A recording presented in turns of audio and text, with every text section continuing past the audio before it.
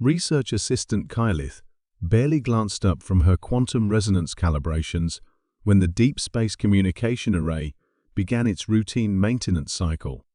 The facility on Nexus 7 hummed with the quiet efficiency of advanced Velta technology, its crystalline towers reaching toward the star-filled void like fingers seeking cosmic secrets. "Another standard pulse sweep," she murmured to herself, adjusting the harmonic frequencies of their long-range sensors. The Velta had been conducting these sweeps for centuries, mapping gravitational anomalies and cataloging cosmic phenomena across their local cluster. It was meticulous, peaceful work, exactly the kind of careful scientific endeavor that had made their species the premier researchers of the galactic community. Chief Scientist Mordin drifted past her workstation, his bioluminescent skin patterns displaying satisfied contentment. "Excellent work on the frequency modulations, Kylith. The resolution on today's scans should be remarkable." Neither of them noticed the small navigation error in the sweep pattern. A miscalibrated gravitational lens had shifted their beam's trajectory by less than 2 degrees, a microscopic error that redirected their scanning pulse away from the intended empty void and toward a small, unremarkable system on the very edge of their range. The pulse traveled for hours at faster-than-light speeds, carrying with it the complex mathematical signatures of Velta technology, their language patterns encoded in quantum fluctuations, and most critically, their precise location coordinates automatically embedded in the transmission's return path. On a blue-green world orbiting a yellow star, the pulse struck a cluster of radio telescopes in a remote desert. Dr. Jennifer Walsh was pulling an all-nighter at the SEATI facility when every screen in the building erupted with impossible data. After 30 years of searching for extraterrestrial intelligence, she had become accustomed to false alarms, equipment malfunctions, and the crushing disappointment of terrestrial interference. But this was different. "Margaret, get in here now," she shouted to her colleague, "and call Admiral Richardson. Tell him Code 7 just went active." The signal was unmistakably artificial, impossibly complex, and carrying mathematical constants that no human civilization could have broadcast.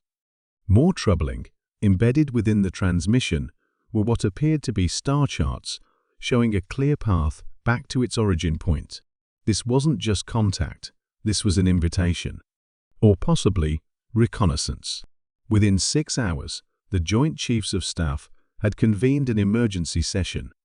Within 12 hours, Admiral Sarah Richardson was standing in the Situation Room, briefing the President on humanity's first confirmed contact with extraterrestrial intelligence. "The signal analysis is conclusive, Madam President," Admiral Richardson reported, her weathered face grave with responsibility. "Advanced mathematical proofs, stellar cartography beyond our capabilities, and embedded location data. They know exactly where they are, and now they know exactly where we are." President Chen leaned forward. "Assessment of intent? Unknown, but we have to assume this could be a prelude to invasion. The signal's sophistication suggests technology far beyond our current capabilities. We cannot afford to appear weak or unprepared." Recommendations? Admiral Richardson activated a holographic display showing the assembled might of humanity's space forces. Task Force Prometheus is already assembled 12 ships, our most advanced defensive technologies, full diplomatic and military contingent. We launch within 48 hours. Back on Nexus 7, Kylith was conducting her post-sweep analysis when she noticed the anomaly. "That's strange," she murmured, studying the data flows. "We received a return echo from Sector 7 Gamma. But there's nothing in that region except..." She paused, checking her star charts. "Primitive systems. No civilizations developed enough for space travel." Mordin approached her station, his bioluminescence shifting to curious yellow patterns. "Show me." The analysis revealed the impossible. Not only had their accidental pulse struck something in that distant system, but that something had immediately begun broadcasting powerful signals back in their direction. Signals that carried the quantum signatures of early spaceflight technology and, more alarming, the energy patterns of weapons systems charging to full power. "By the 7 moons," Morden whispered, "there's a young civilization in that system, and they're preparing for war." 3 days later, Chief Scientist Morden stood in the emergency council chambers of the Vailtar Collective, his usually calm demeanor replaced by obvious distress. The assembled representatives of their species listened in growing horror as he explained the situation. "The civilization calls itself humanity," he reported. "Our linguistic analysis of their return transmissions indicates they interpreted our accidental survey pulse as a hostile probe. They are currently en route to our position with what appears to be their entire space-capable military force." Council Prime Thalara's skin patterns flickered through the spectrum of deep concern. "How long until they arrive?" "Based on their propulsion signatures, approximately 72 standard cycles." "And their technological capabilities?" Morden hesitated. "Primitive by our standards, but aggressive. Their ships carry kinetic weapons, nuclear warheads, and something our analysts are calling planet crackers, weapons designed specifically for destroying inhabited worlds. This species appears to have developed technology not for exploration or research, but for warfare." The council chamber fell silent. The Vailtar had spent millennia perfecting peaceful technologies, advanced sensors, faster-than-light communication, stellar engineering for scientific purposes. They had no weapons because they had never needed them.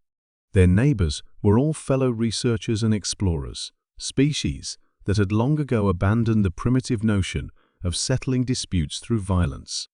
"What are our options?" asked Council Prime Thalara. "We could evacuate the research stations," Morden replied. "But our ships aren't designed for speed, they're built for precision scientific work. Many of our people wouldn't reach safety in time." "Can we communicate with them? Explain the misunderstanding?" "We've tried." Their response was to accelerate their approach and begin broadcasting what our translators interpret as surrender demands. In the cold void between stars, Admiral Richardson stood on the bridge of the flagship Defiance, watching the unknown star system grow larger on the main display.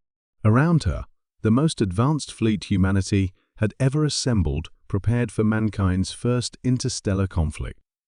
"Long-range scans show multiple installations throughout the system," reported her science officer. "Massive structures, but surprisingly few defensive emplacements." "Could be hidden," Admiral Richardson replied. "Or they're so advanced, they don't need conventional defenses. Either way, we go in ready for anything." She opened a ship-wide communication channel. "All hands, this is Admiral Richardson. In 6 hours, we will enter the enemy system.